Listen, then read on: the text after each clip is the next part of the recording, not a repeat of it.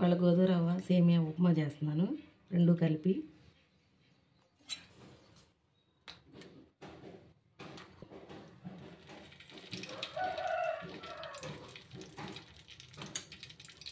వేడెక్కాక శనగపిండి వేసుకుంటాను.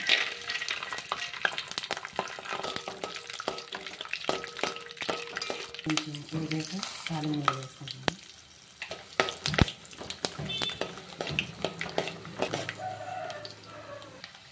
కొంచెం వేడిపెట్టి 4 పచ్చిమిరకాయలు, ఒక ఉల్లిపాయ, 4 పచ్చిమిరకాయలు, కరివేపాకు 2 రెమ్మలు తీసుకొని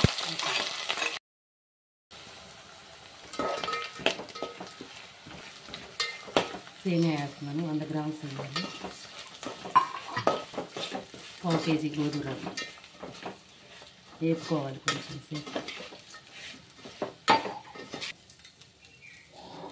దీన్ని కొంచెం బ్రౌన్ కలర్ వచ్చే వరకు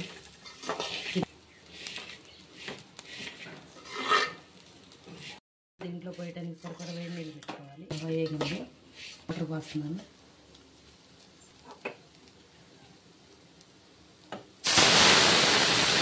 పోకూడదు, ఇందులో కాగబెట్టి వేడి నీళ్ళే పోసుకోవాలి. దీనికి సరిపడా నీళ్ళు కాగబెట్టుకొని వేడి నీళ్ళే పోయాలి.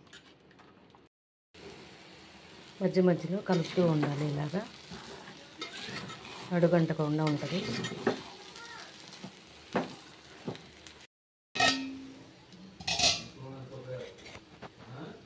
సేమియా గోధుమ రవ్వ ఉప్మా రెడీ అయింది.